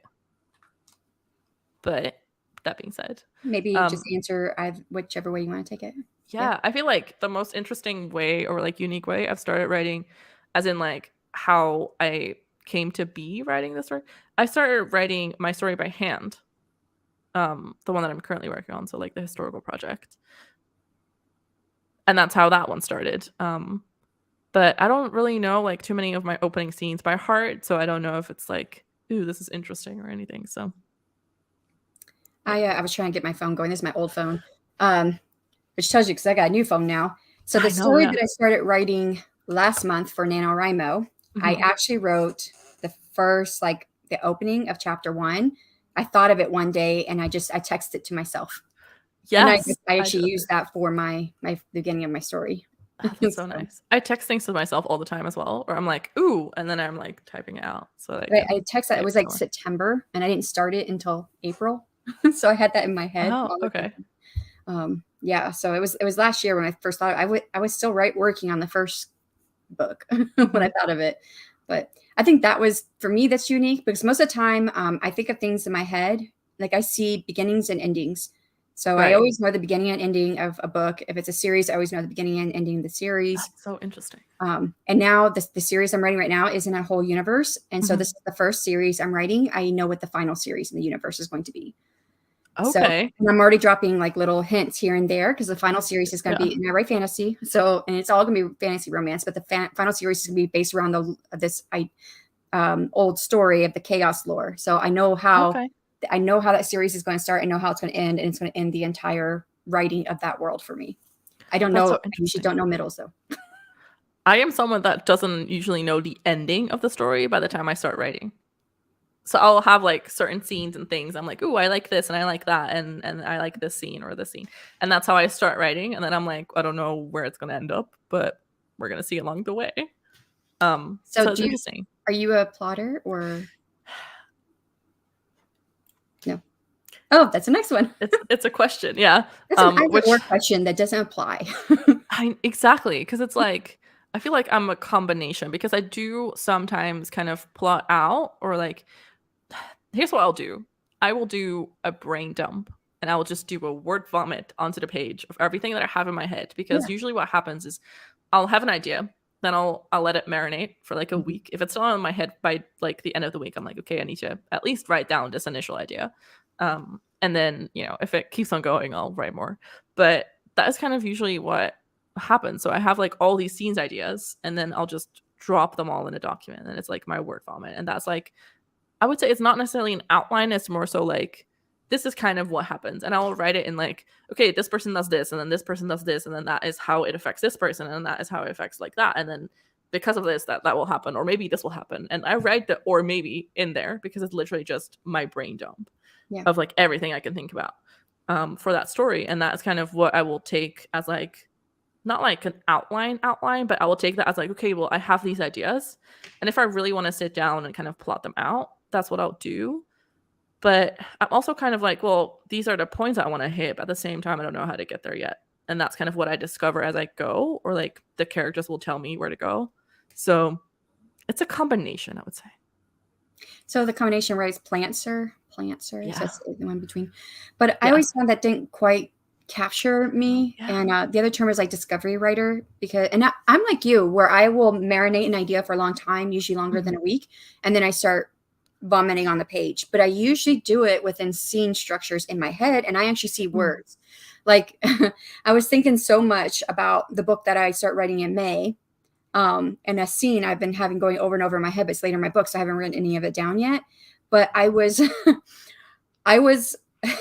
the writer and the main character fighting the antagonist in my dream, and I kept losing. So then I started rewriting the scene. In my dream, I was rewriting my scene, went back to go fight the antagonist, lost again, rewrote the scene again, lost again. I was doing this over and over again in my dreaming. Wow. So I think about things for a long time. But there's, do you know Becca Syme?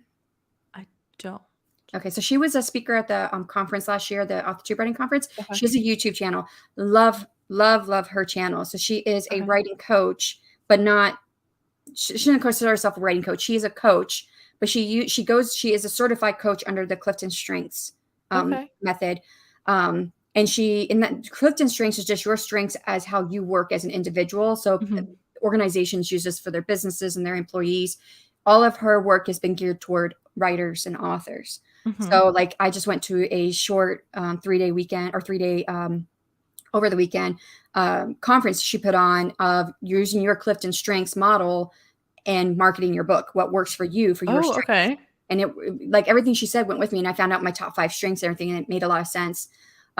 So in part of what she's talked about in one of her series, which is on YouTube, is free on YouTube, is the intuitive writer, which is that we often know what our story is supposed to be. We know what our character is supposed to be like, but we don't know how to access the information. So we have to sit down and start writing and just getting words on the page to be able to access the information, to understand what it is that we already know, but we couldn't get to it.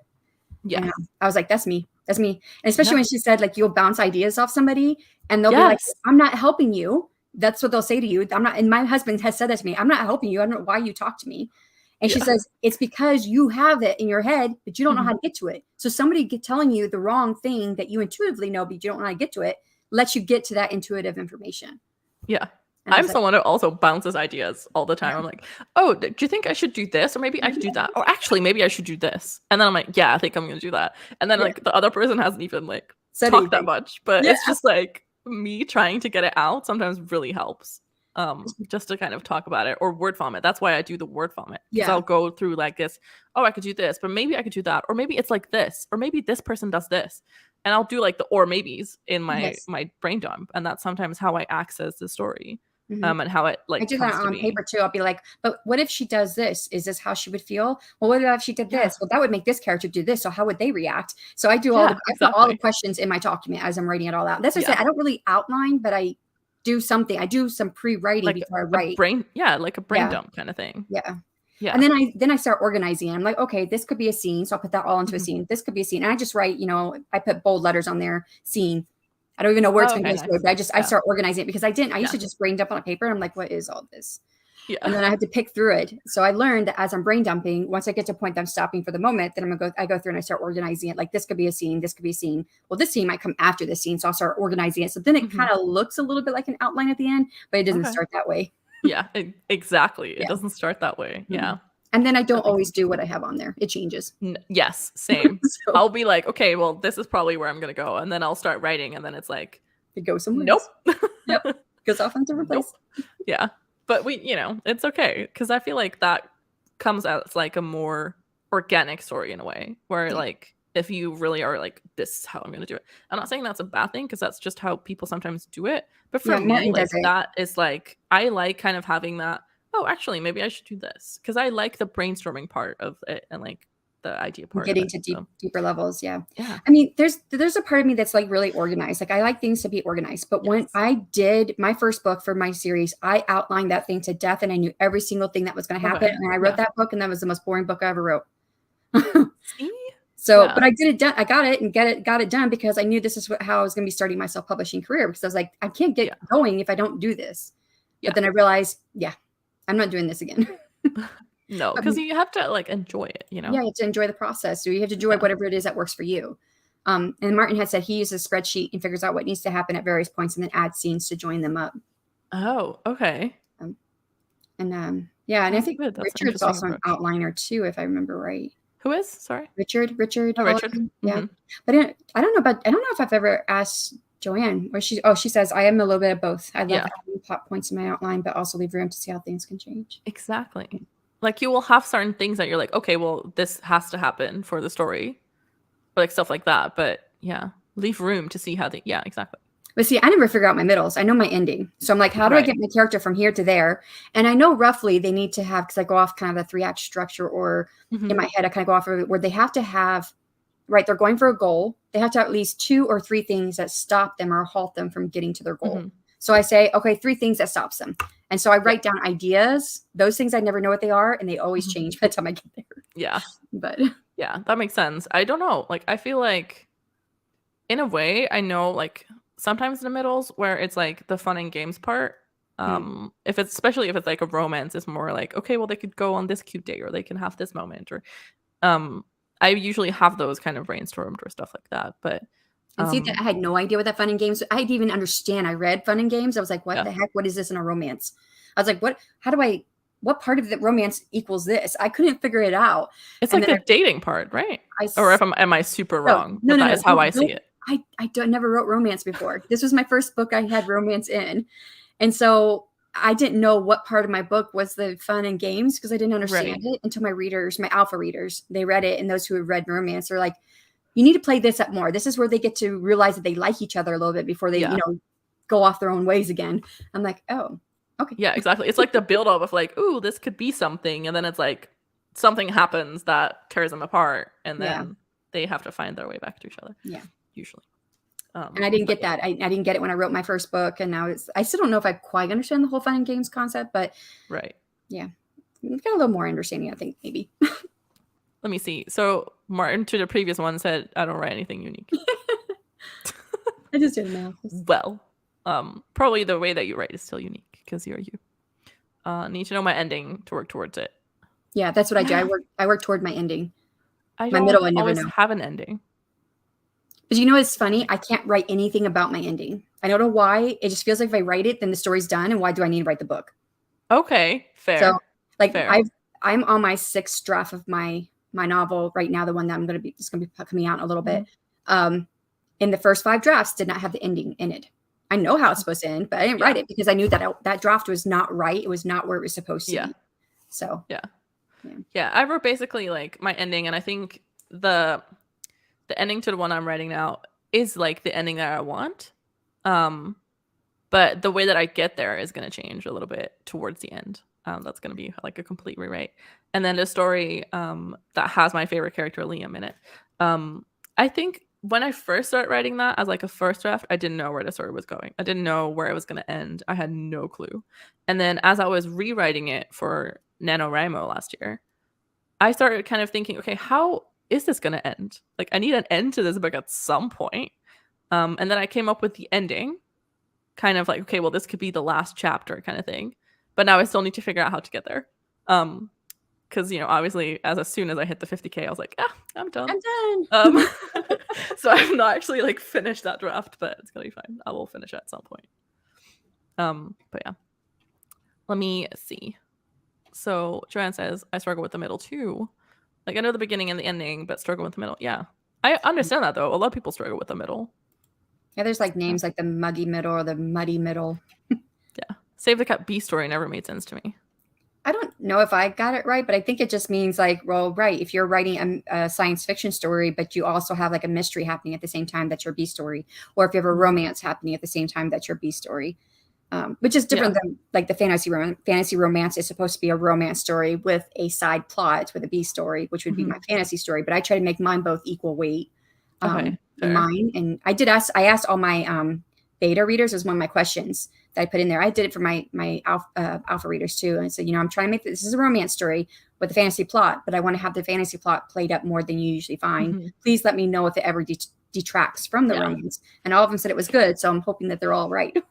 Yeah. They're not just telling you it's fine. Yeah. But I mean, I'm sure they would tell you honestly though, right? Because that's what you want. Yeah. Because I had one rewrite one of my chapters and put in a sex scene.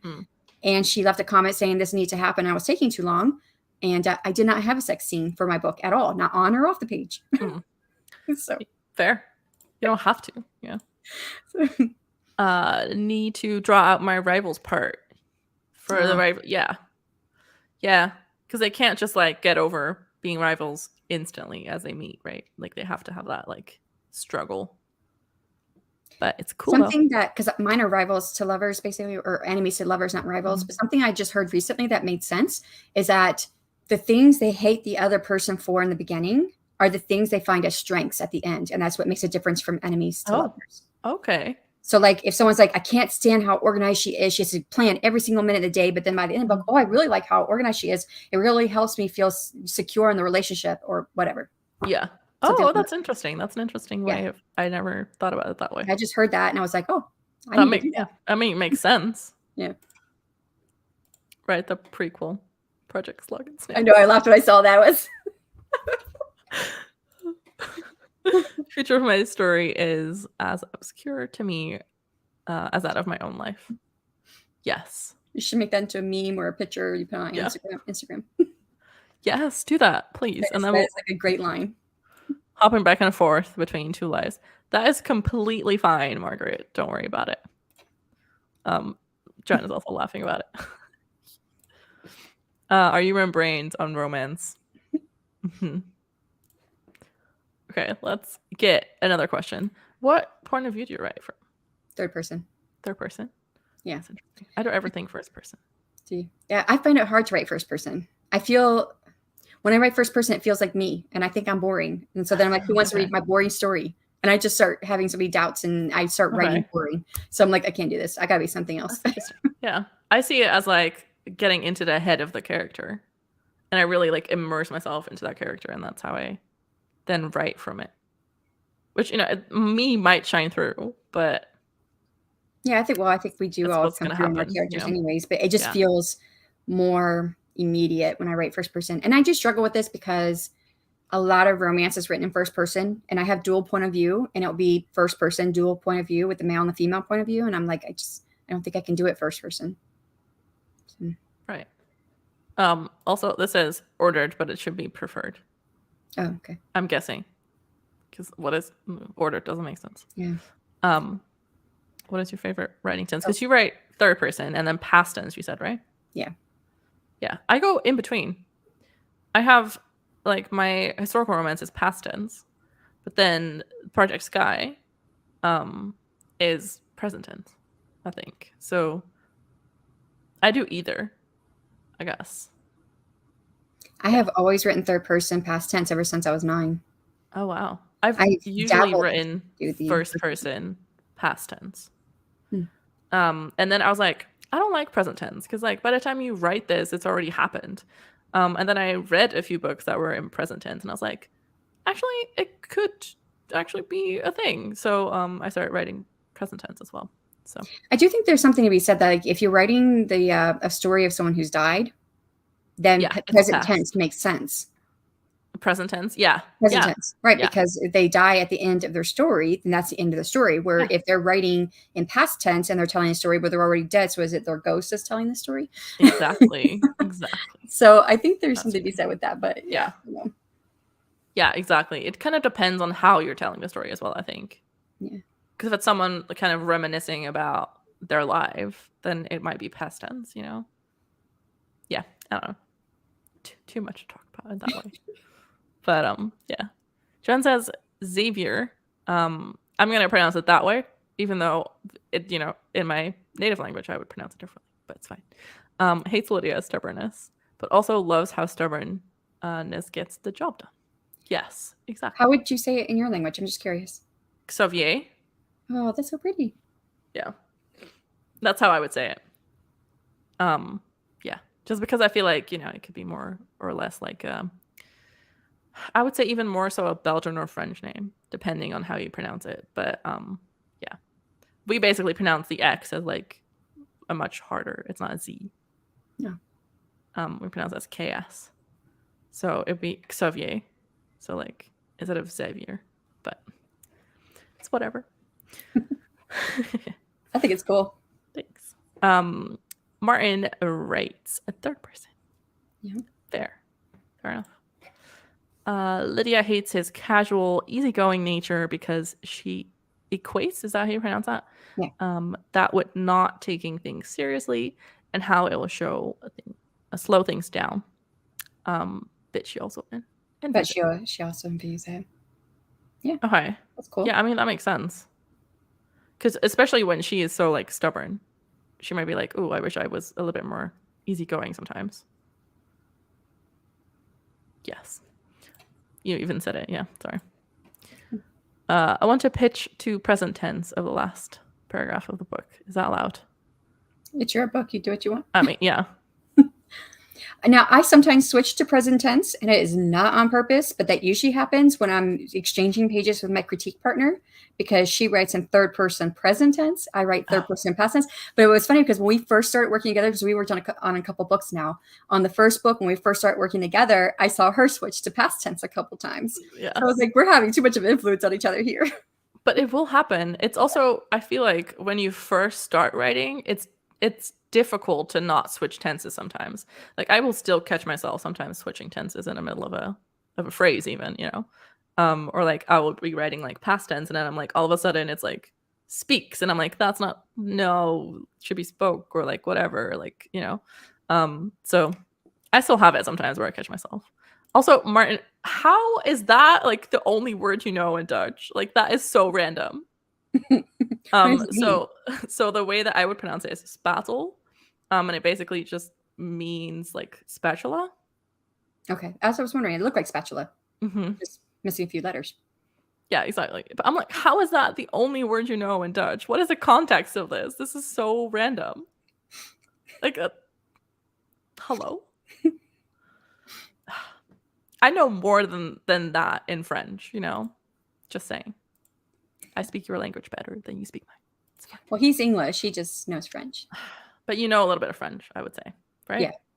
So we could hold a conversation, probably. If not, I'm gonna call you. He says I asked a Dutch friend how they said spatula.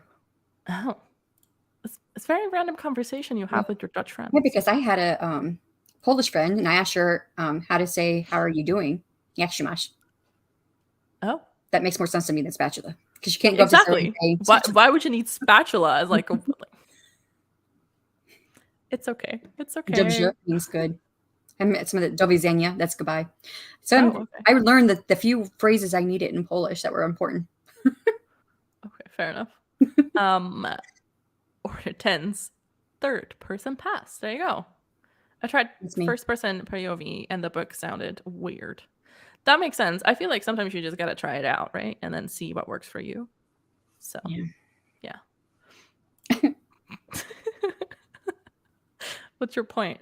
You know, that I'm awesome. Inderdaad. Okay, cool. What does that mean? Indeed, or also. Oh.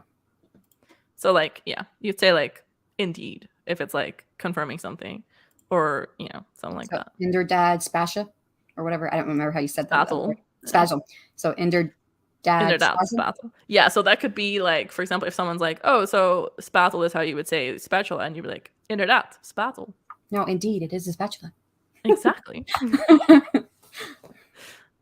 Maybe I'm cooking eggs. Okay, fair. Indeed. That's how you got it. Inderdaad. The more you know. Okay, Martin. Yeah, Joe. No, just kidding. Sorry. How to do that? Okay. It was a. I don't know if you've ever watched G.I. Joe. I don't even know if it was over there. That was what they said. The more you know, G.I. Joe. Oh, okay. See, I'm basically bilingual. Yeah. So how many languages do you speak then, Martin? So you'd speak English because that's You speak a bit of French, and now you know like 3 words in Dutch. That's right. Do you know multiple languages, Shannon? Just curious. Used to know multiple languages better. I don't really practice them. Haven't practiced them for years, but I knew French and Spanish. There you go. So. Yeah, I feel like, you know, with practice, you have to keep practicing. You have to keep at it, yeah, because it used to be like I could think, oh, this is how I'm going to say this in French, and it come right out. But now I have to like, wait, what? What was it again? Yeah. It makes it easier when you actually go to a place where they speak the language, I feel. Yeah. And I every year when I go in back France. Oh, yeah. But I haven't done that since I was 18. I spent a couple years in France after I graduated high school. Okay. Martin says I can also say I know Swedish in Swedish. But do you know more than that? Or do you just know I know Swedish? Because then if people start speaking, you know, to you in Swedish. I don't know Swedish. Yeah. Exactly. We can say I don't speak French. I've not been to Netherlands since 2009. Okay, fair. It's been a while. But yeah, it's been like 14 years. My favorite phrase in Spanish is "Cómo se dice," which is how do you say. So you can say "Cómo se dice cat?" Gato. Oh yeah. Mm-hmm. That's true. Yeah, I've like tried to teach myself Spanish, so I used an app to try and do that. But basically in high school I had Dutch, obviously, because that's the native language, and then English, which we did get like on elementary school as well. But high school is where we learn most of all the stuff. So we had Dutch, English. I had German for 2 years, and then French for 5 years. And then I taught myself Spanish a little bit. I lived in Miami, Florida, the longest as a kid, and their Spanish was part of the curriculum because everything was Hispanic, right? All the stores and everything. There was a big Spanish population there. Yeah, that's fair. I had a language CD for Swedish. Only got that far before my trip. Okay, well, fair. It's still cool that you're trying to teach yourself, though. Margaret is saying same in California. Yeah. No Spanish. Yeah, there was no choice. It was probably unless your parents signed a waiver form. But I loved learning the other language. So yeah, I think it's good to kind of learn a second language, And knowing Spanish made learning French so much easier for me. Yeah. So I knew French before I started trying to do Spanish, and I see so many similarities where if I'm like trying to learn my Spanish, I will lose my French at some point, or like the other way around. Or I'm like, oh, I could say this in French, but that's not what I'm speaking right now. Like I'm trying to do Spanish, but like this is the word in French. I'm like, well, it must be something similar. So yeah, there's like similarities, which I find interesting. But yeah, it does make it easier. And I feel for me, German was like, I wouldn't say easy because I didn't like learning German, but it was like similar enough to Dutch that you could kind of get by. So I have about 9-10 minutes before I'll have to go. Yeah. I was gonna say we have to wrap this up at some point. Yeah, okay. We've had a good long stream. It's good. I know. Yeah. I do have. Let me see. I have some more questions. I have like 4 more. Okay. Is that okay? Yeah. We can speed through them. Yep. What goals do you have accomplished on YouTube in this year? So yeah, go ahead. You go first. Yeah. I would say I think doing live streams was something that I was scared of at some point, and now when did you start? So. Live streams? Well, yeah. I don't do regular live streams. Oh, okay. Just do them whenever. Just do like a pop-up. I haven't actually done writing sprints on YouTube with StreamYard or anything, except for when it was the Storyteller's Heart Weekend Relay. So like I will do on other people's streams or stuff like that, but doing them on my own is just a little bit scary if it's not an event. So we'll see. Maybe sometime in the future. But I don't know. I feel like I've accomplished just in general a lot. I never thought anything was gonna like pop off as much as it did. So yeah, grateful for all of it. Yay. Yeah. What's something that you're very proud of that you accomplished? Authortube writing conference. Yeah. That's crazy. Yeah. I started thinking of it like November, December 2 years ago. And I was meeting with Dale L. Roberts. Do you know who that is? I think so. I think we talked about him last time, didn't we? Probably, maybe. Yeah, because I have a close working relationship with him on a few things. I beta read one of his books. I'm beta reading another book right now. We just worked together on a project where I'm going to be on his channel, his big channel, because he's got a couple channels. He's got like 5 channels actually, but the two channels that are writing related, one is like, I don't know, I can't remember. It's over 60,000 people, 60,000 subs. So I'll be appearing on his channel later this year on a project that we've been working on. And then he's a smaller channel that he does every Monday that I moderate for.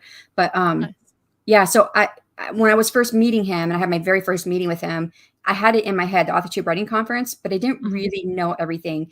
And then I don't know why, but I decided to pitch him during our meeting about something else.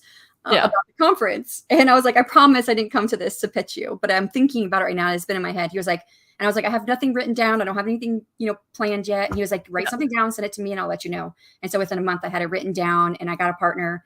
Jenna O'Malley was my partner, and I sent it off to him, and he was like, okay. And so he was the keynote speaker for the first year. Yeah, so good.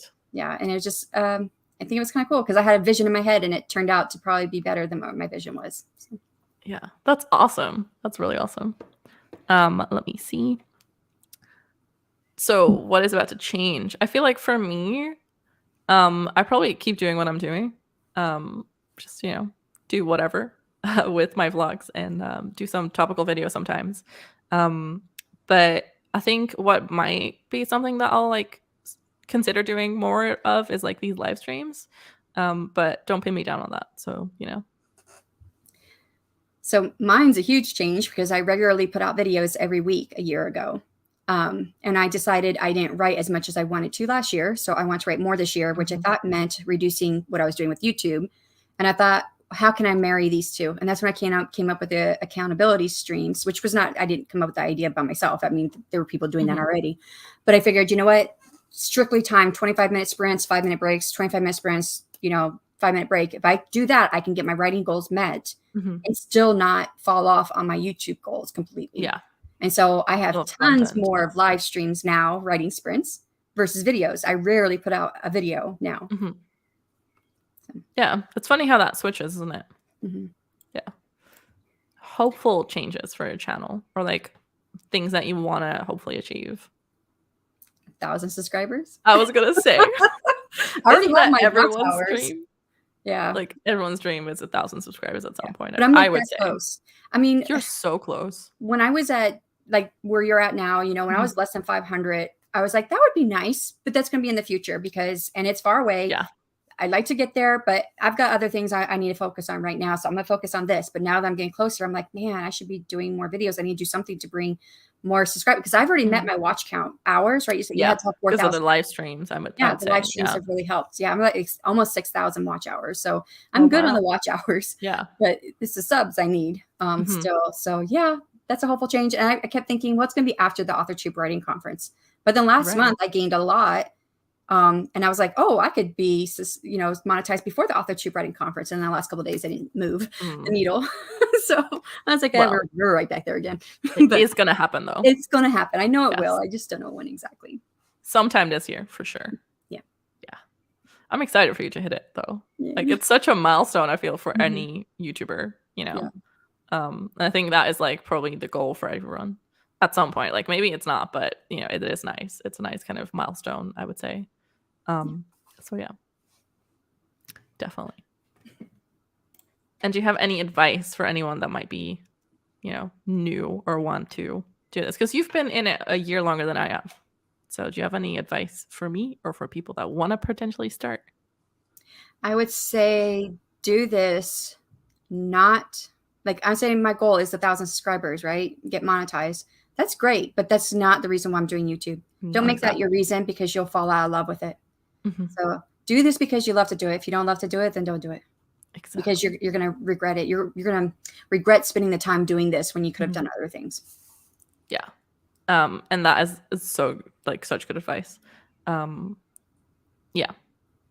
Because I feel like sometimes I get hung up on like, oh, I have to do this. Whereas like, no, I want to do this. I don't have to do anything.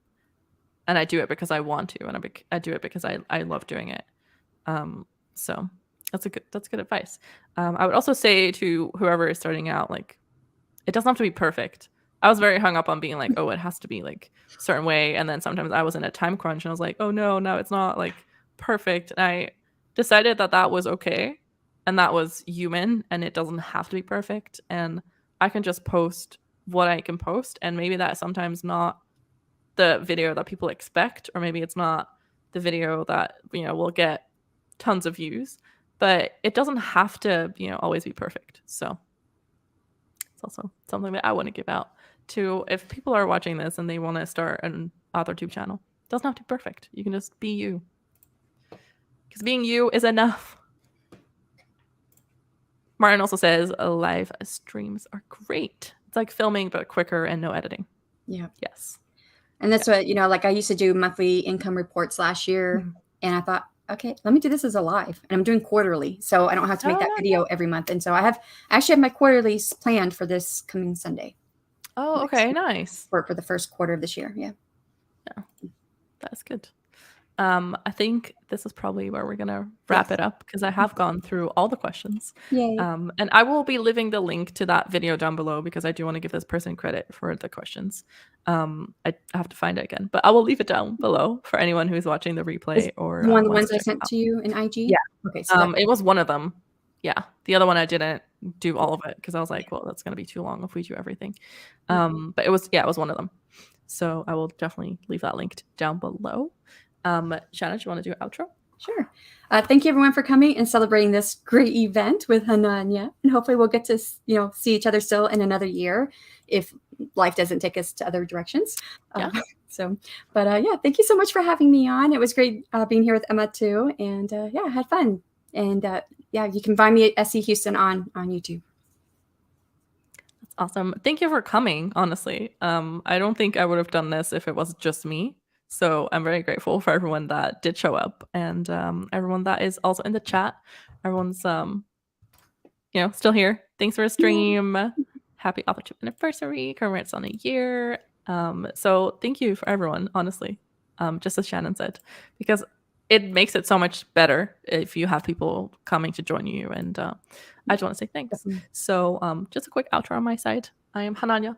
I post videos twice a week. I also have a podcast with two of my friends that releases every other Monday. We currently have 3 episodes out. You can watch that or listen to it anywhere where you can think of podcasts. And we also have it on YouTube, so you can actually watch us talk as we do these. And we are currently almost wrapping up on season 1, so we're already planning season 2. So stay tuned for that. There's definitely more to come. And I'm also getting published next month, which is very exciting, as a short story in an anthology, which is also all over my channel if you haven't seen it. So be sure to check that out. And I think with that, I'm just going to leave it. I realize I don't have an outro. I think the only outro I still have linked is the one that you created for Storyteller's Heart Weekend Relay. But I think it doesn't say Storyteller's Heart until the end, does it? Until the very end. So yeah, you could use it. I think I might use that if you're okay with that. Okay. Yeah, go for it. All right. Thanks everyone for joining, and hope to see you in the rest of my videos. Bye. Bye.